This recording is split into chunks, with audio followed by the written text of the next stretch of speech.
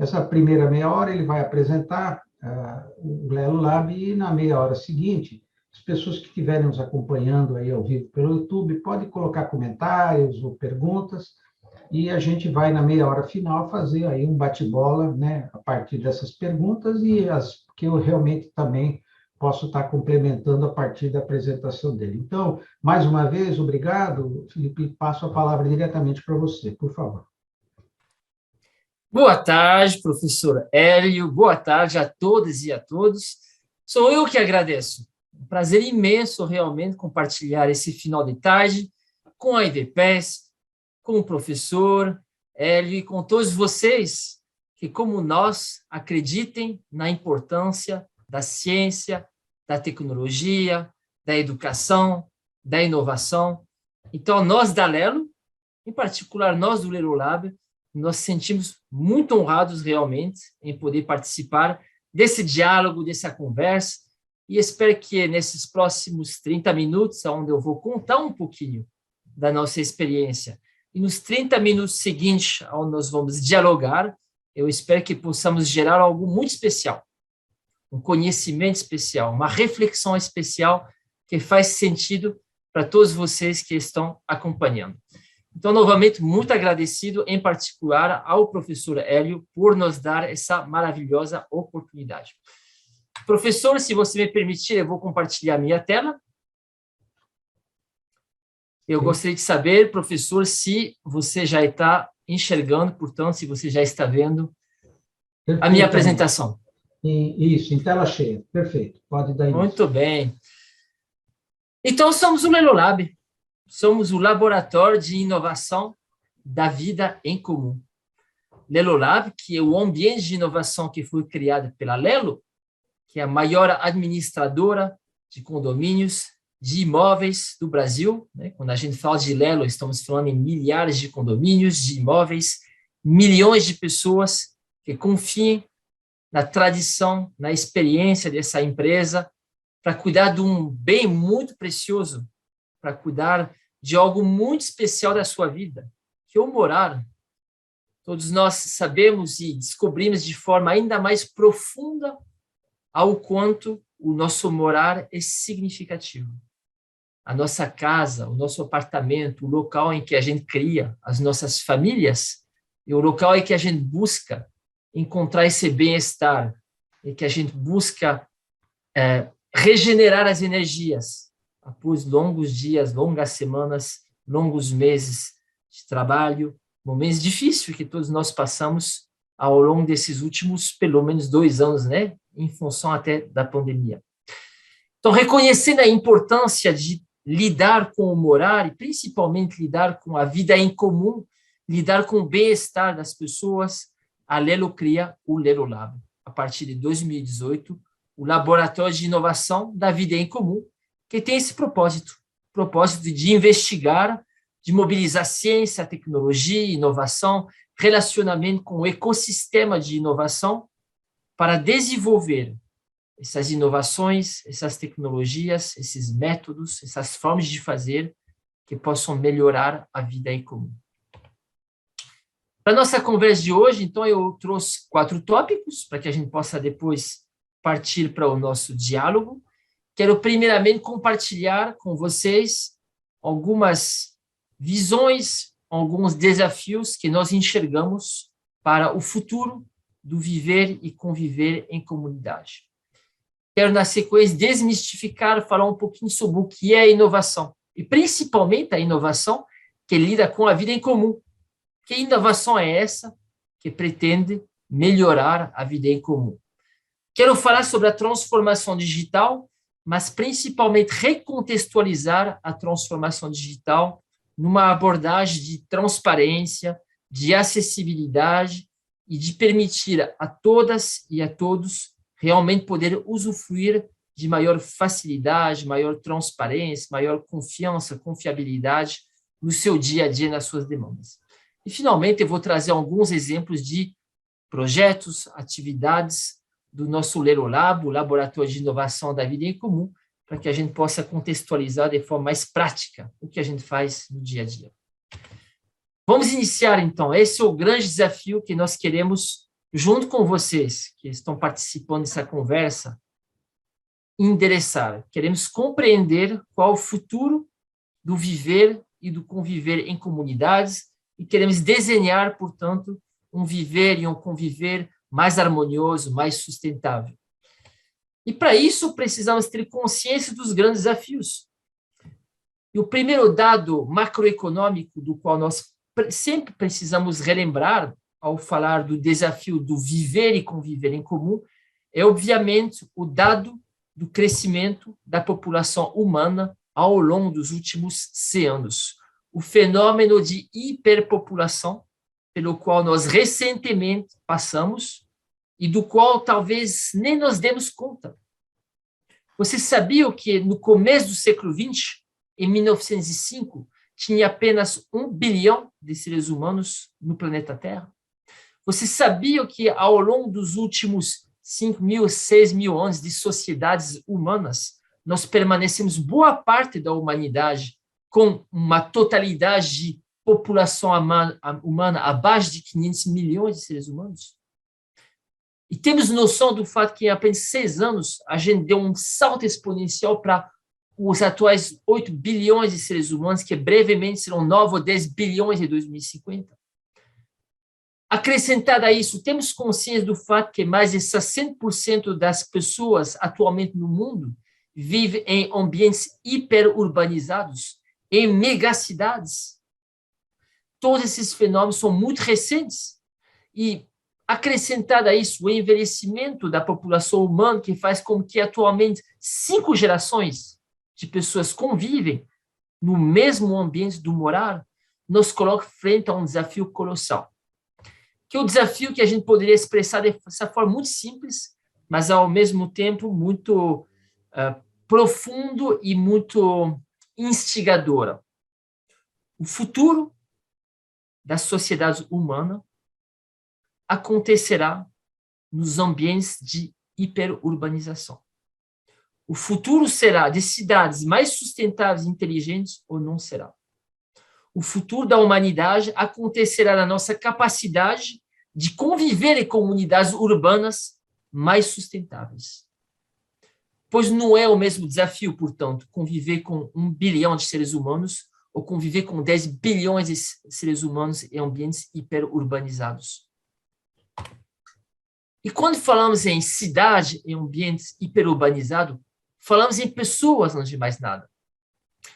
Eu sei que a gente tem tendência a olhar a cidade como um aglomerado, um conjunto de prédios, de estradas, de infraestrutura. É claro que essa infraestrutura existe, é claro que esses prédios existem, mas a cidade é muito mais pessoas do que apenas ambientes físicos e infraestrutura. A cidade é construída pelos interrelacionamentos entre os indivíduos. A cidade é definida pela capacidade de existir ambientes de interação, criar lugares de interação, e não apenas ter espaços físicos amorfos, vazios, em que as pessoas não se encontram.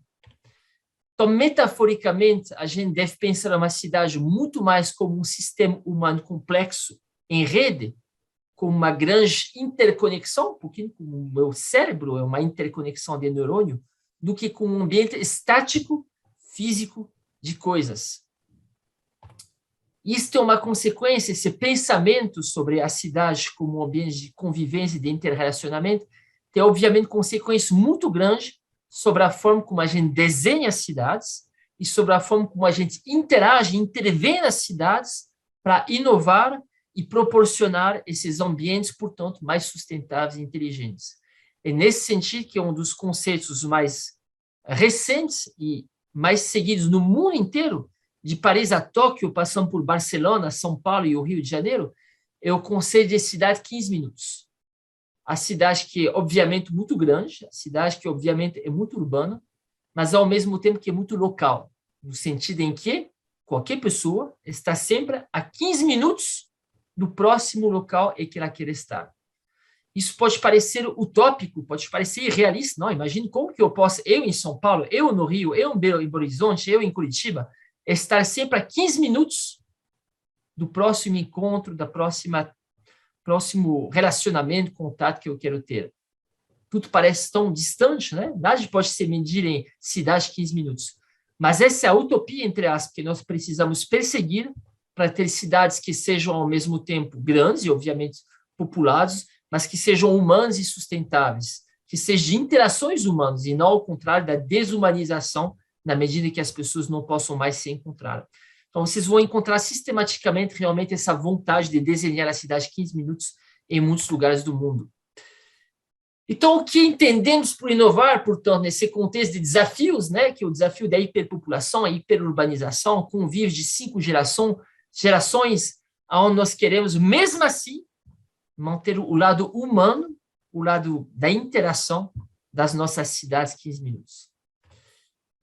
Inovar, primeiramente, é melhorar a vida das pessoas. Inovar é progresso. Eu sei que existem muitas definições do que pode ou não pode ser inovação. Eu sei que existe sempre reflexão sobre a diferença entre fazer pesquisa e inovar. Eu sei que existem muitas reflexões entre a interação universidade-empresa, as interações públicas-privadas, fomenta a inovação, a diferença entre níveis de prontidão tecnológica para uma ideia poder entrar no mercado. Mas vamos simplificar as coisas e vamos dizer simplesmente que inovar é proporcionar progresso, é melhorar a vida das pessoas. Se a inovação não for algo que é na ponte, atende milhões, bilhões de seres humanos e possa realmente proporcionar experiências de maior felicidade, de maior bem-estar, não adianta pensar que a inovação é a transformação de conhecimento em nota fiscal, como muitas vezes se fala. Não adianta, porque o que realmente importa no fim dessa cadeia é a felicidade e o bem-estar das pessoas. Então, gostaria de propor, de forma muito simples, que a inovação seja entendida como progresso, como melhorar vidas, como dar acesso à educação, à saúde, saneamento, bem-estar. Isso é inovação. Obviamente, não estou dizendo aqui que a inovação não é um processo que se sustenta do ponto de vista econômico e financeiro. É claro que ele precisa se sustentar também do ponto de vista econômico. Senão, não haverá como escalar e, consequentemente, atingir muitas pessoas. Mas o propósito de uma inovação nunca pode ser gerar ganhos financeiros por ganhar ganhos financeiros. O ganho financeiro é o meio que permite atingir o propósito. Qual o propósito é esse? Melhorar a qualidade de vida das pessoas. Qual o propósito é esse?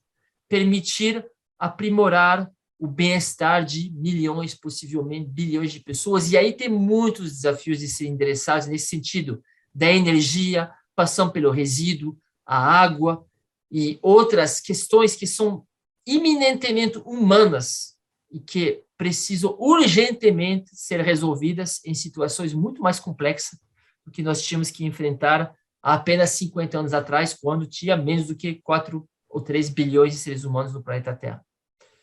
Inovação, obviamente, é colocar ideias em prática.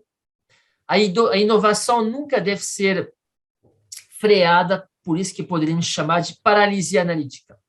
Eu penso, pesquiso, mas eu nunca tento colocar as ideias em prática.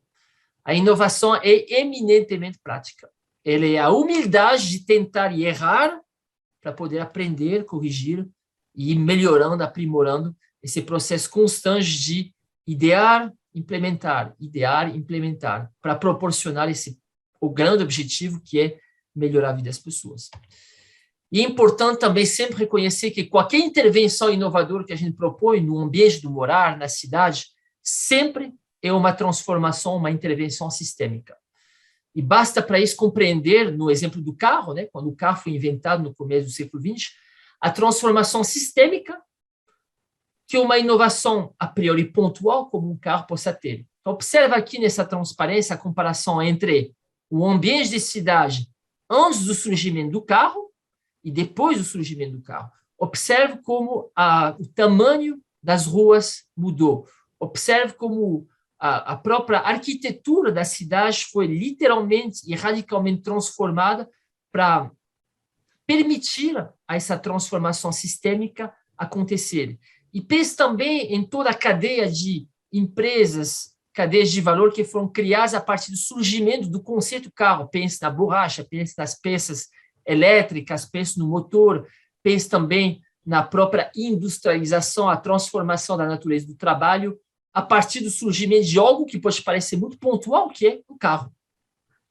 Em resumo, uma inovação sempre é uma disrupção, uma transformação, uma ruptura sistêmica do tecido societal no qual nós estamos inseridos. Ela nunca é algo pontual, algo localizado. Ela sempre é algo sistêmico e algo que transforma a realidade mais geral do mundo, da cidade na qual nós estamos inseridos. E uma boa maneira de ver isso são dados que é bastante interessante, se a gente faz uma correlação da quantidade de carros e, consequentemente, da quantidade de sinalizações, semáforos numa cidade, versus a quantidade de amigos que uma pessoa tem, a gente descobre, se é um estudo científico que realmente foi realizado, que quanto maior a quantidade de tráfego, quanto maior a quantidade de sinalizações e quantidade de carros, observe os dados aqui, menor a quantidade de amigos, relacionamentos que o indivíduo tem. Pouco trânsito, muitos amigos. Muito trânsito, poucos amigos. Então, isso nos dá uma sensação do quanto uma inovação constitui uma disrupção sistêmica, inclusive de relacionamentos societais, interpessoais, que a gente possa ter num determinado ambiente.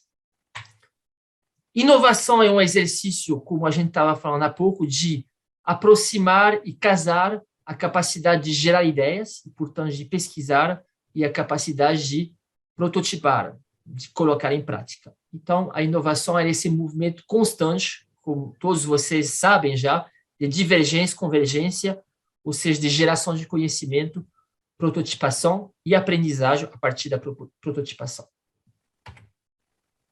Transformação digital agora, que é realmente o grande auge, a grande ferramenta que a inovação nos proporciona nos últimos, pelo menos, 20 anos.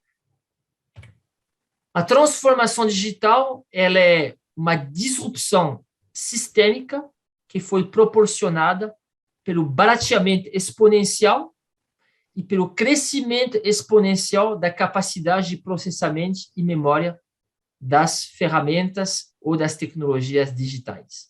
Então, o que proporciona efetivamente a disrupção da transformação digital é, primeiramente, o crescimento exponencial da quantidade de cálculos que um processador pode fazer por R$100, $100, que é uma quantidade que cresceu de forma exponencial ao longo dos últimos 100 anos, basicamente, né? A gente está falando aqui de computação desde o início do século XX, que proporcionou, portanto, um barateamento exponencial do acesso à computação em memória. Observe nessa imagem do meio, quanto custavam 5 megabytes de memória em 1960, 1956.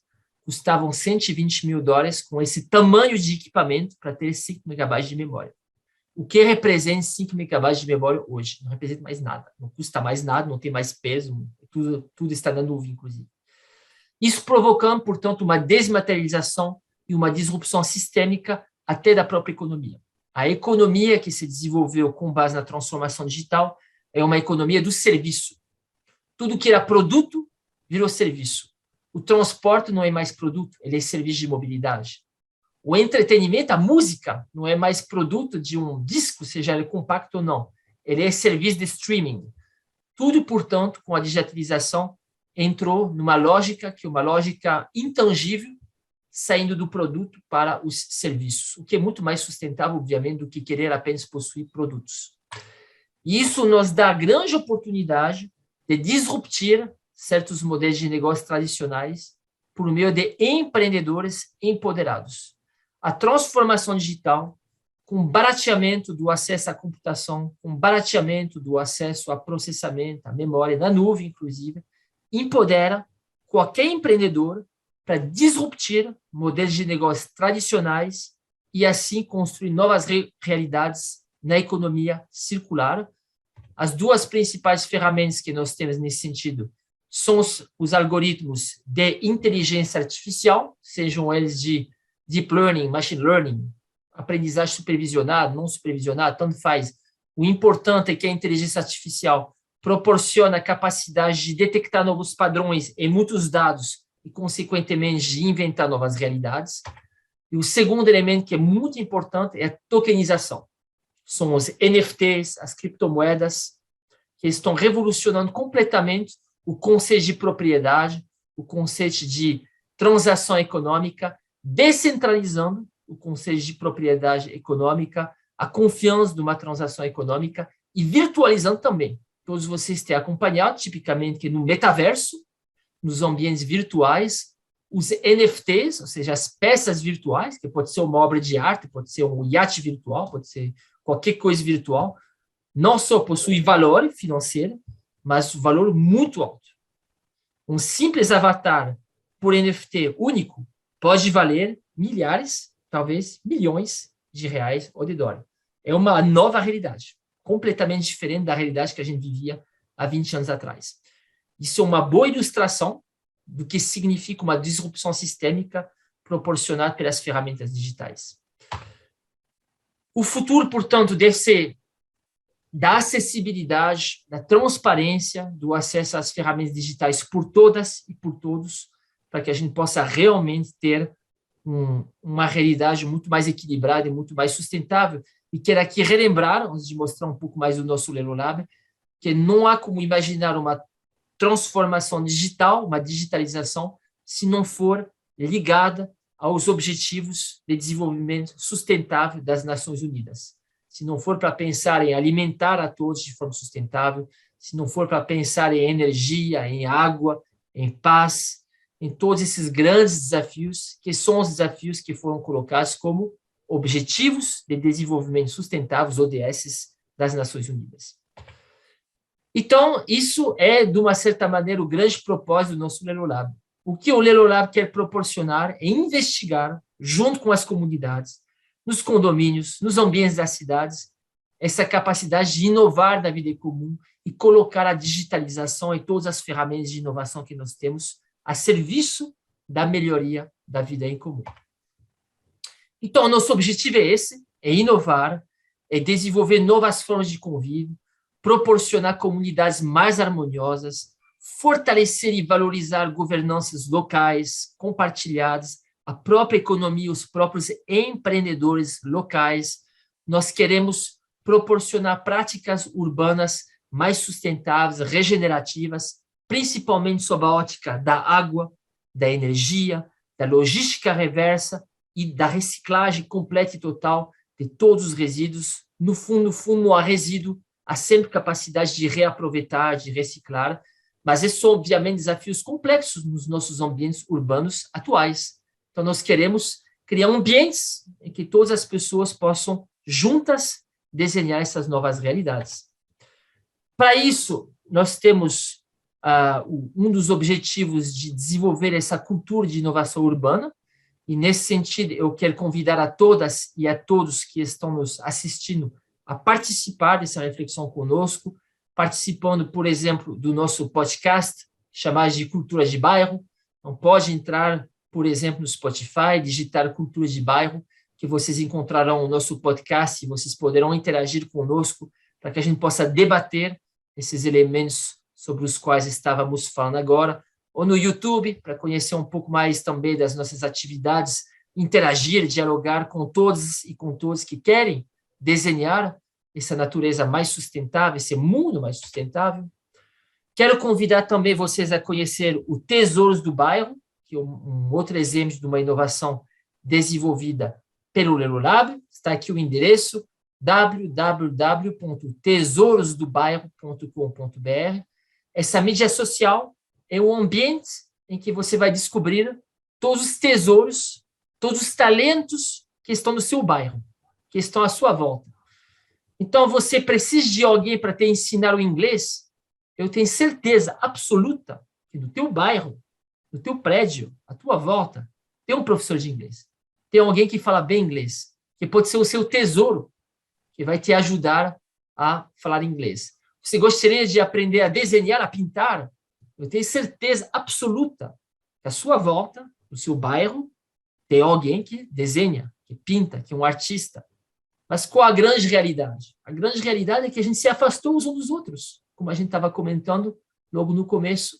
Então, essa inovação social, que é o Tesouros do Bairro, tem o objetivo de reconectar os talentos, reconectar os tesouros, para que juntos possamos aprender uns dos outros. Então, isso é uma demonstração, uma exemplificação concreta do que o Lelolab faz, do que a gente entende por inovar na vida em comum. Nós somos também uma aceleradora e quero fazer um convite a todos vocês que estão nos ouvindo, participando dessa conversa nesse momento. Na próxima segunda-feira, dia 7 de fevereiro, nós vamos lançar o segundo ciclo de aceleração de startups e ideias inovadoras do Lelolab. Então, se você é um empreendedor, vocês estão vendo várias empreendedoras nessa foto aqui. Se você é um empreendedor, como a Roberta, que está aqui, como o Caio, que está aqui, como, enfim, todos eles que estão aqui, o Munir, o Ezequiel, eu quero convidar você a vir apresentar a tua ideia para a aceleradora do Lelolab, e como essas 12 startups que eu estou mostrando aqui, a Alpop, a Coletanda, a do Local, a E-Unidos, a Goma, a Green Mining, a Loa Terra, Muni, o Expresso, a Pipe, a Tupinambá e a WCH, como essas 12 startups que a gente acelerou no ano passado, quero te convidar a participar do processo de aceleração de ideias inovadoras do Lelolab, para que juntos possamos desenhar inovações que melhorem a vida em comum. Assim, você participará conosco de um programa de aceleração, que envolve uma série de trabalhos voltados à experiência do cidadão, governança, geração de valor socioambiental, obviamente pensar o cliente e o mercado e aprimorar a tecnologia para desenhar esses trabalhos. Para finalizar, eu quero contar para vocês também que a gente desenvolve espaços abertos, laboratórios de prototipação em condomínios, em edifícios, em prédios da Lelo. Então, são os nossos Urban Living Labs, os nossos laboratórios urbanos vivos, como o Flex, que é um grande condomínio composto por 8 torres, com mais de 3.600 moradores, no qual a gente coprototipou com os moradores, portanto, desse condomínio, soluções para logística reversa, para mobilidade sustentável, para geração local de energias renováveis, questão ligada à água, educação ambiental. Então, vou mostrar algumas fotos aqui. A gente fez aqui uma oficina de educação ambiental, com participação de 45 crianças, reconectando as crianças e os moradores com a terra, com o plantar, com a horta, uma horta urbana, comunitária, nesse ambiente, que é um ambiente urbano, portanto.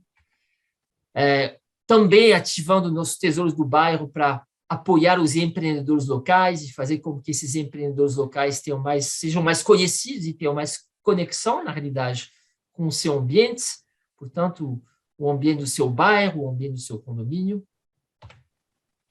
Reciclando lixo, portanto, reciclando resíduos, 48 quilos de matérias recicláveis foram coletadas em apenas um dia de trabalho junto com os moradores desse condomínio. E eu queria finalizar dizendo que em casa, na própria Lelo, também a gente faz isso. A gente não só faz, leva essas ideias, esses conceitos para moradores, para condomínio, mas dentro da nossa própria casa. Eu estou mostrando aqui a foto do nosso centro administrativo, o centro administrativo da Lelo, que fica na Moca, em São Paulo. Nós também fazemos isso. Então, nós inauguramos no final do ano passado a nossa horta comunitária, dentro do ambiente da Lelo. E aqui quero mostrar algumas fotos dos colaboradores, dos colegas da Lelo, plantando frutas, plantando todo tipo de plantas comestíveis dentro da nossa horta, que nós temos hoje dentro do próprio centro administrativo da Lelo, para que a gente possa colher, literalmente, os nossos próprios frutos a partir do trabalho de botar a mão na terra mesmo, na massa de todos os colegas da Lelo, para a gente criar esse espaço de conexão com um mundo mais verde, um mundo mais sustentável, um mundo mais renovável. E é isso, os 30 primeiros minutos, portanto, para eu expor um pouquinho do que é o nosso Lelolab, o que a gente faz, as nossas crenças. Eram esses. Devolvo, então, agora a palavra para o professor, para que a gente possa caminhar para o nosso debate.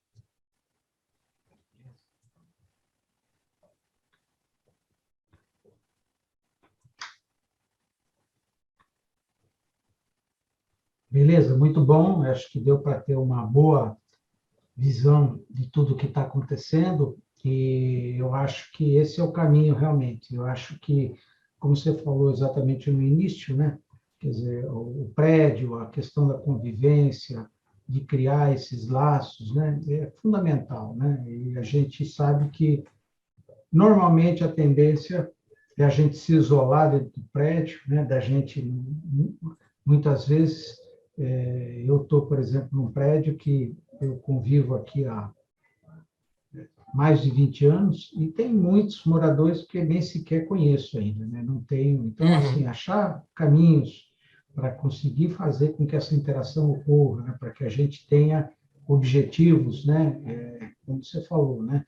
Tornar esse ambiente mais prazeroso e tudo mais, eu acho que é realmente uma iniciativa realmente fundamental, isso que vocês estão fazendo no Lelo Lab. Queria que você colocasse algumas questões complementares com relação a essa questão da aceleração que vocês estão fazendo com esse projeto. O nosso grupo, né, que tem a ver com essa parte de educação e ciência, a gente entende que muito dos desafios para que a gente consiga, inclusive, fazer essa aproximação iniciativas dentro da área da educação. Vocês têm algum planejamento, né, para esse tipo de foco na educação? Sim, sim, com certeza.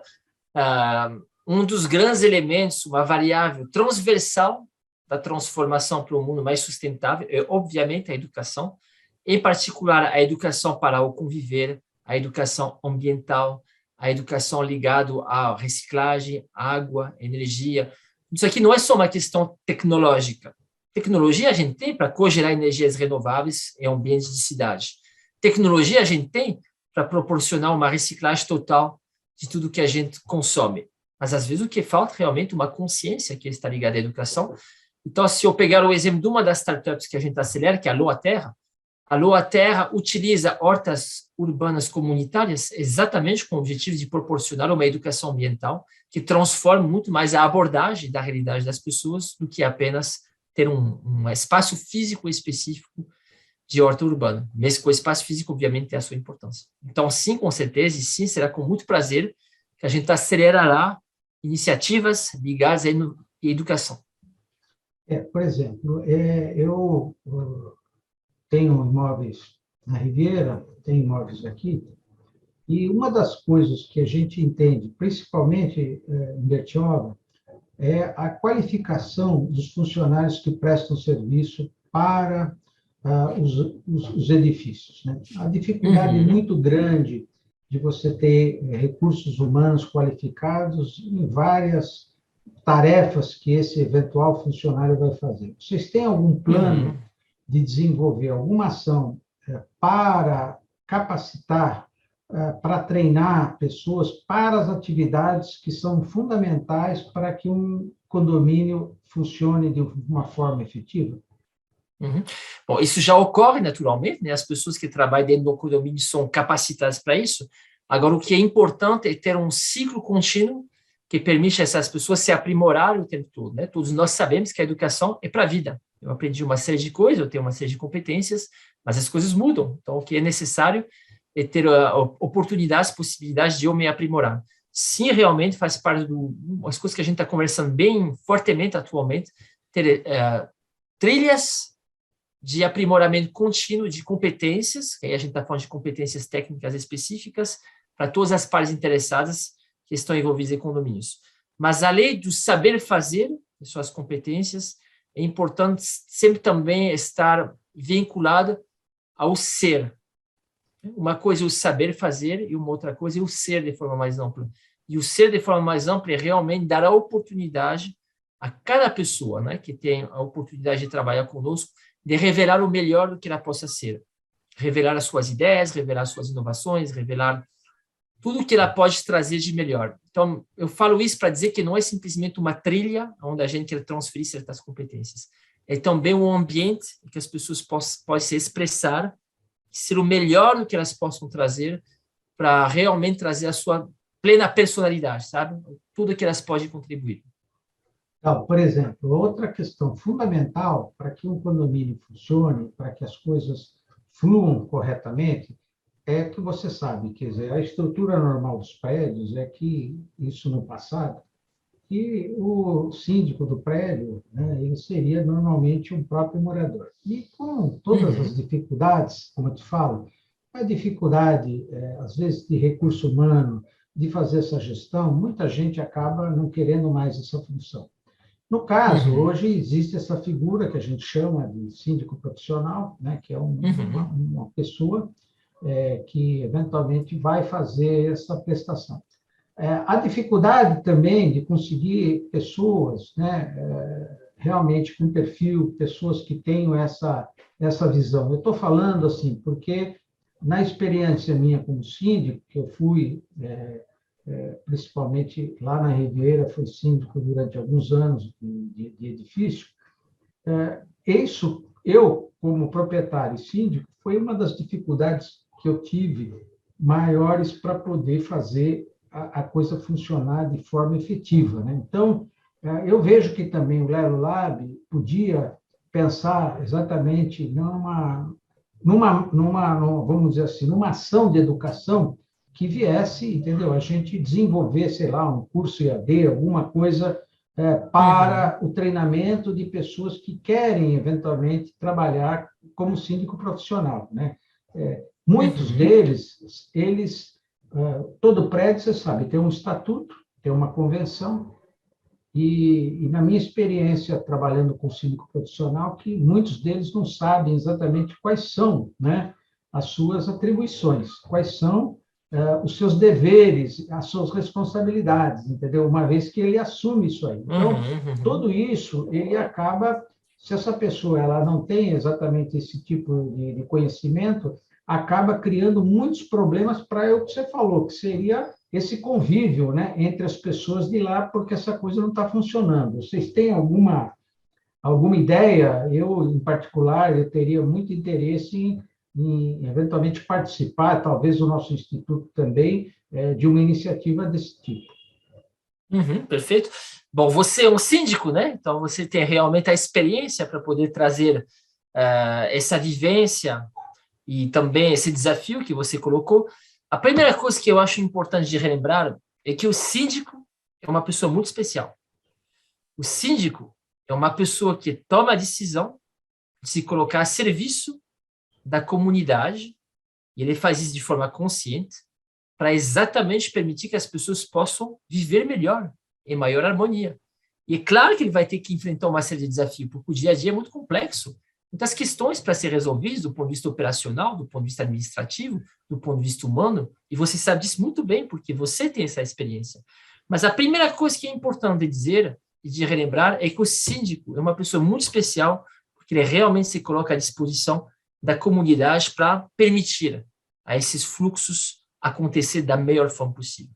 E você está certo, tem uma tecnicidade por trás disso tudo. Existem regras, existe uma série de ferramentas, existe uma série de procedimentos, existe uma série até de obrigações, documentos legais por trás de toda essa situação de você se envolver com a vida em comum, que é o condomínio.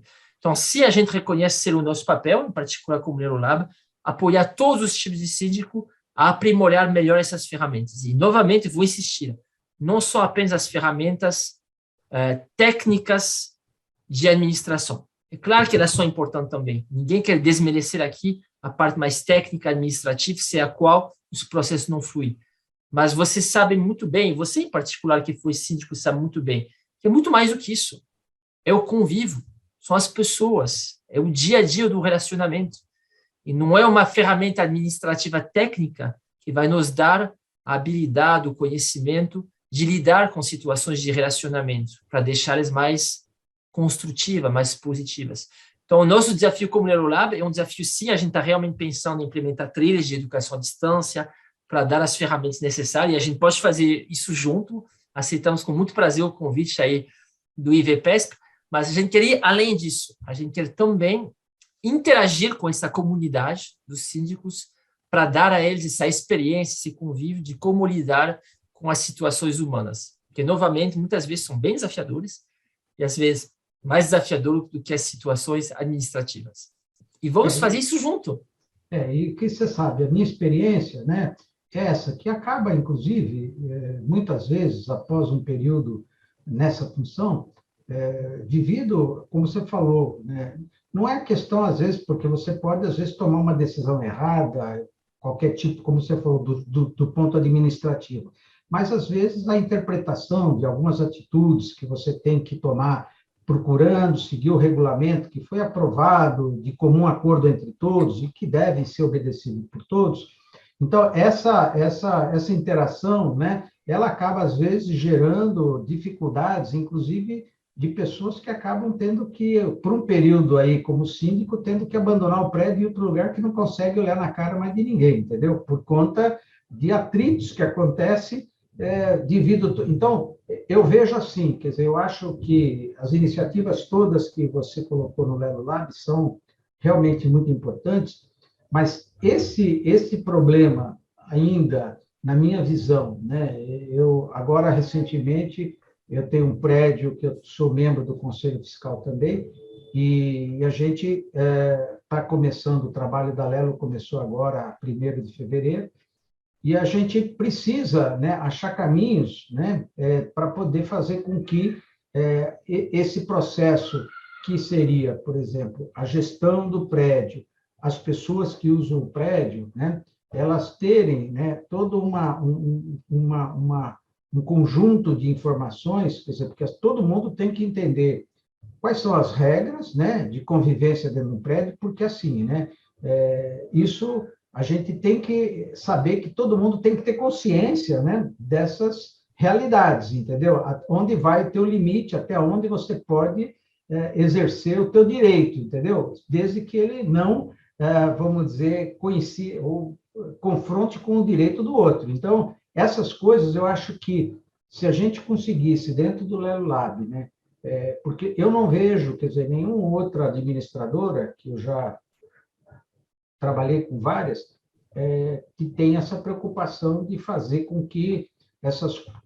É muito mais um processo de gestão financeira, entendeu? Do que propriamente uma gestão de pessoas, como você falou aí, né? Você falou exemplo de cidades, né? Olha, quando você coloca mais carro, o que acontece com o número de amigos e tudo mais. Então, isso eu penso que seria uma abordagem que deveria, de alguma forma, tomar algum tempo aí de vocês, né?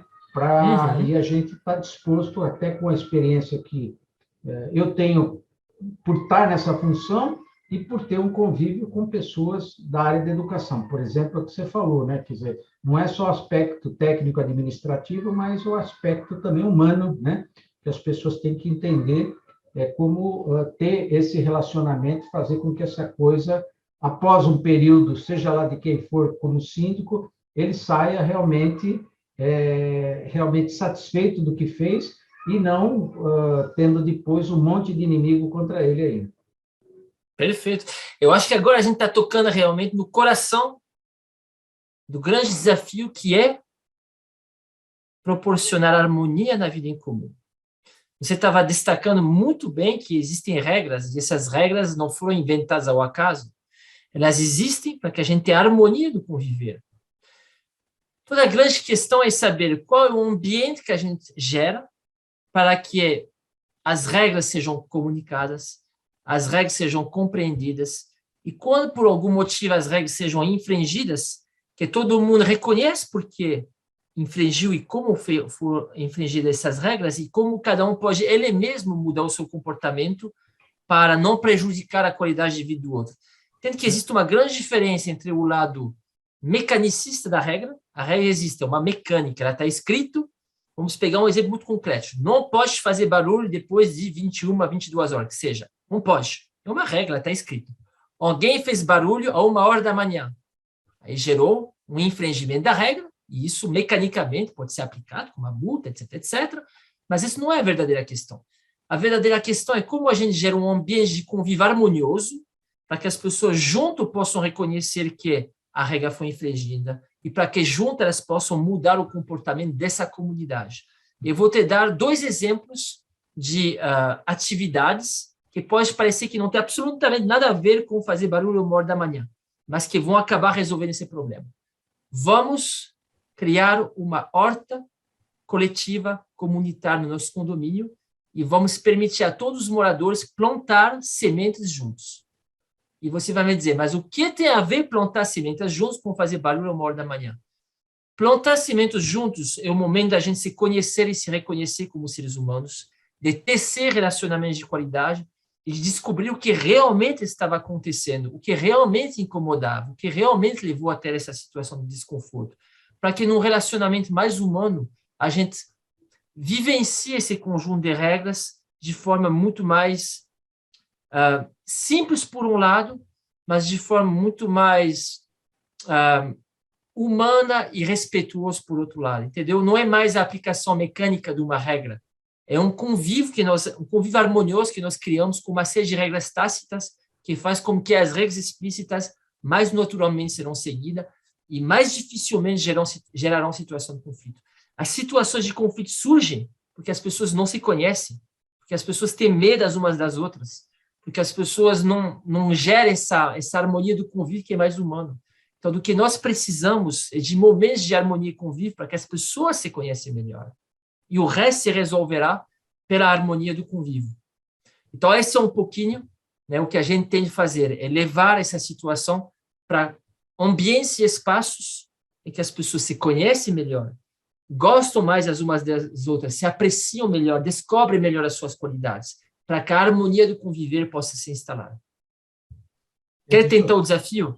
Implementar uma horta coletiva para ver se as pessoas não vão se conhecer melhor, não vão se respeitar mais as umas às outras? Esse prédio que, inclusive, eu moro, né, atualmente, aqui em Santo André, a minha esposa tem feito isso também. Ela planta manjericão, planta couve, porque tem bastante espaço, entendeu? E esse espaço está totalmente desolado. Ela pegou, foi lá, e ela normalmente, quer dizer, quando a gente precisa de manjericão, desce lá, pega lá, plantou couve lá também. Então, é o que você falou, você mostrou um exemplo aí, porque a gente tem bastante espaço que poderia ser ampliado, inclusive, com mais coisas, né?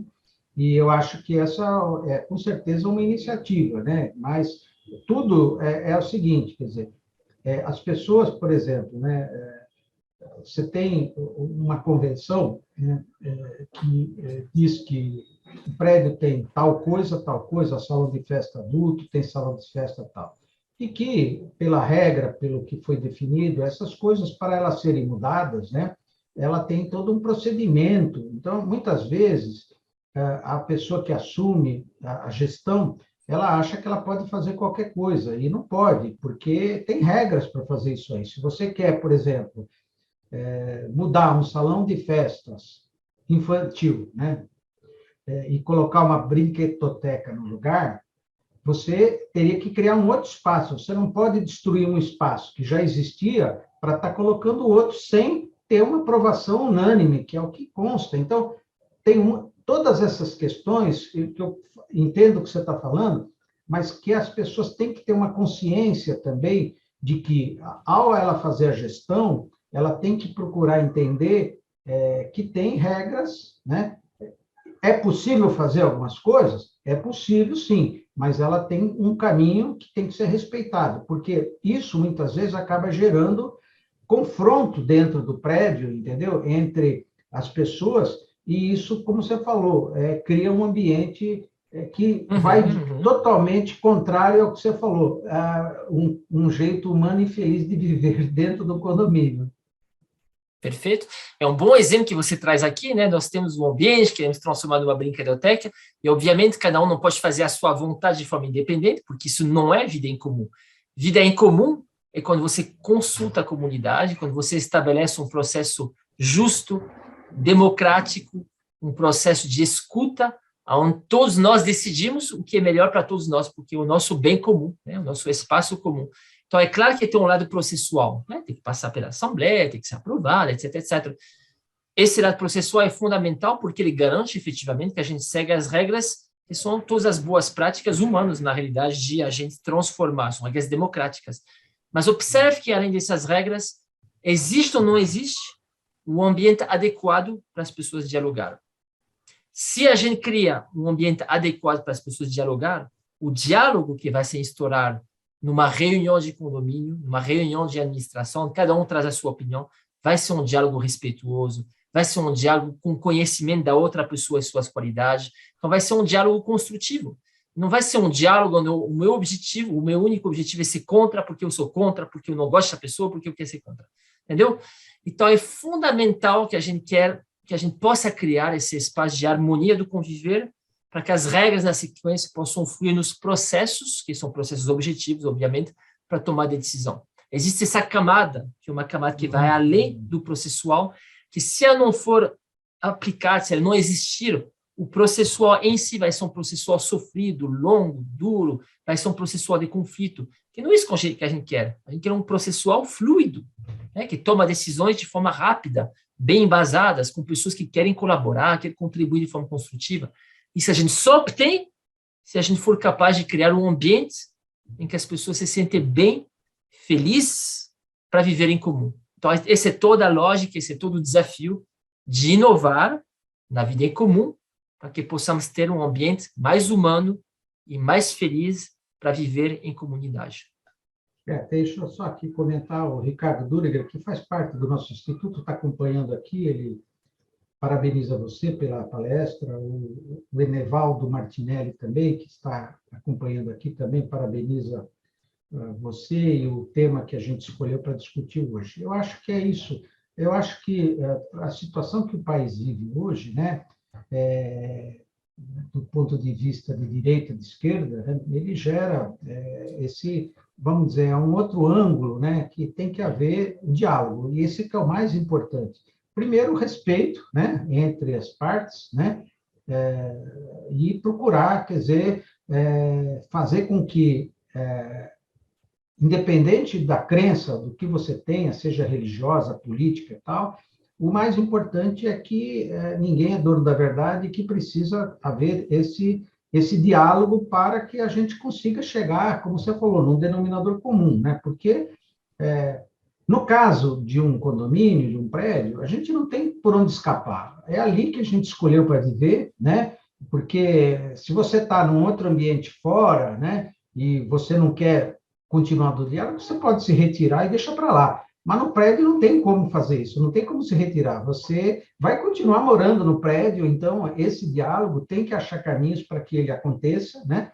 Para que a coisa seja prazerosa, como você falou, para ambas as partes, né? Então, a gente sabe que existe diferenças de opinião e tal, mas o que você falou, tem que, entendendo o que é um prédio, né? O que é um local, entender, como você falou, quais são essa parte, por exemplo, que gera normalmente muito problema, é assim, a maioria dos prédios, claro, tem um salão de festa e acaba, eventualmente, até os apartamentos mais embaixo, que ficam mais próximos, acaba havendo, às vezes, uma extrapolação do tempo. Olha, quer dizer, o Código Civil diz que o barulho pode ser até as 10 horas, entendeu? E depois das 10 horas tem que ser a lei do silêncio, entendeu? Então, as pessoas têm que ter essa consciência de que você vai prejudicar alguém, entendeu?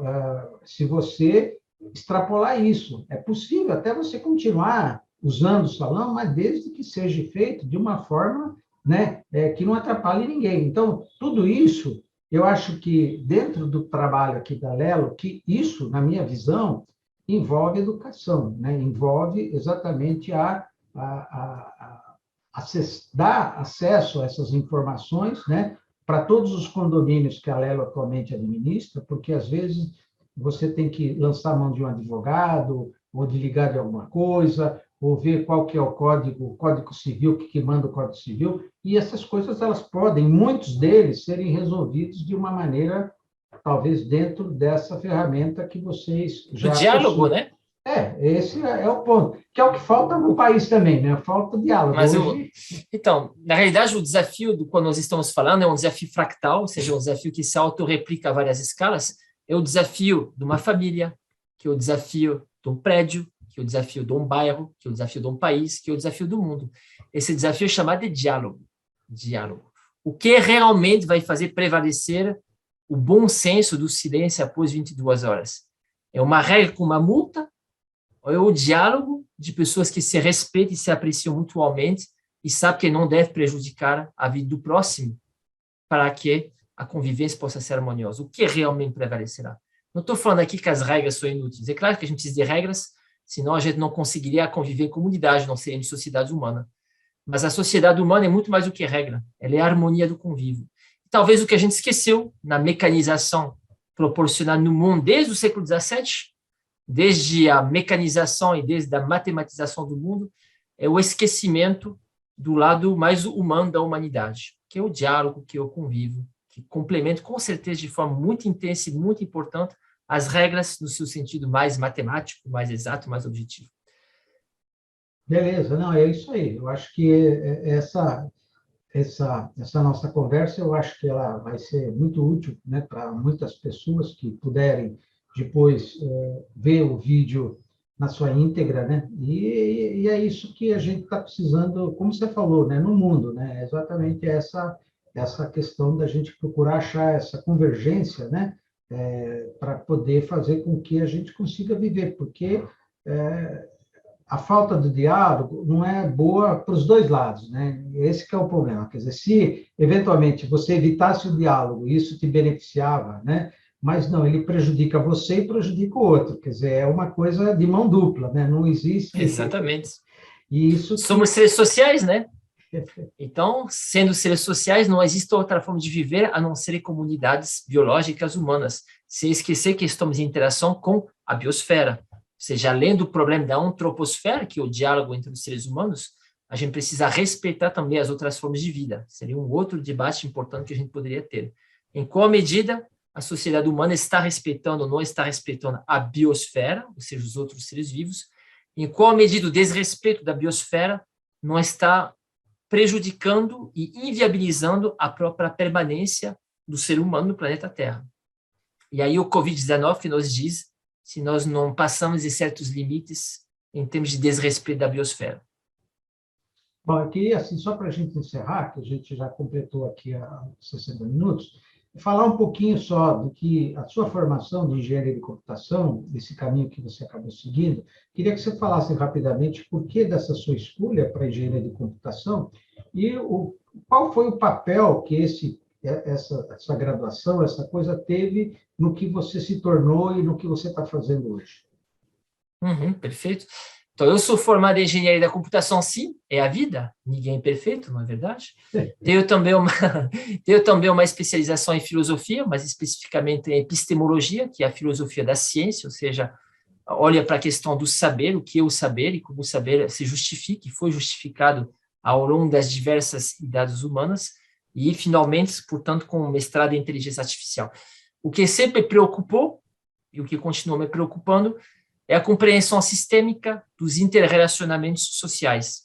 Uma primeira maneira de abordar essa questão é a computação, que é efetivamente uma ciência sistêmica, uma ciência que tenta compreender os interrelacionamentos, obviamente numa ótica mais técnica, mas ao mesmo tempo que eu fiz computação, eu sempre persegui na filosofia e na sociologia em paralelo, porque a minha principal preocupação por trás da computação era a cognição, na realidade, era a compreensão do que é a cognição humana, o que é pensar, o que é ser.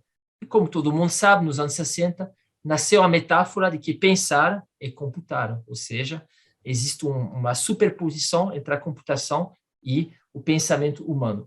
Mas, obviamente, o mundo é muito mais complexo do que isso, existem muitas outras escolas epistemológicas que não são do pensar e computar, em particular a escola do Maturana, de Varela, né, os dois epistemólogos e biólogos chilenos, que diz que pensar é viver, é um ato muito mais de relacionamento sociológico do que de computação neural, né, no sentido mais dos sinais elétricos que passam pelo meu cérebro.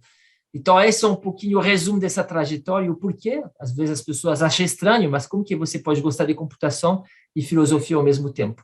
Que para mim é a mesma coisa, é a tentativa de compreensão do que é pensar e o que é ser. E qual a importância, o impacto disso sobre quem eu sou, o que eu faço? Então, quem sou, o que eu faço, se resume a uma única frase: o meu propósito na vida é simplesmente tentar habilitar, empoderar pessoas para desenhar realidades mais sustentáveis. É isso que eu tento fazer, e se eu puder servir de alguma maneira, ficarei muito honrado, muito feliz em poder servir mais pessoas. Beleza. Bom, Filipe, obrigado mais uma vez aí pela sua palestra. Dizer para vocês que estão nos acompanhando aí pelo YouTube que eu vou depois fazer uma edição especial desse vídeo para disponibilizar a todos, né? E queria também, então, dizer que foi realmente um privilégio para mim estar ouvindo hoje o Filipe, com as ideias, com as coisas, e procurando fazer esse mix, como ele acabou de falar agora, entre a questão, vamos dizer, da computação e a questão da filosofia, que eu acho também muito importante, é fundamental a gente ter essas duas visões. Então, queria agradecer, passar para você para as suas considerações finais para a gente encerrar esse webinar. Por favor, Filipe. Sou eu que agradeço. Uma honra imensa poder estar com a IVPESP, porque nós temos o mesmo propósito, nós temos uma mesma crença. Nós acreditamos que por meio da ciência, da tecnologia, da inovação, da educação, que a gente desenhará um futuro melhor para todos. Então, eu me sinto muito honrado. A IVPES não é qualquer instituição, é uma instituição reconhecida de utilidade pública, e não é por acaso, é porque ela realmente tem de servir a comunidade, tem de servir a sociedade, disseminando conhecimento, provocando o diálogo e a reflexão. Então, a minha consideração final é muito simples. Eu agradeço pelo tempo, parabenizo pelo trabalho da IVPESP e espero que, de alguma forma, o Lelolab, a Lelo, possa ser útil, possa servir. E a todos que acompanharam, portanto, essa live, muito agradecido e conte conosco. Então, boa noite a todos e até a próxima semana. Obrigado, Filipe. Até a próxima aí. Vamos encerrar. Tchau, tchau. Tchau, tchau.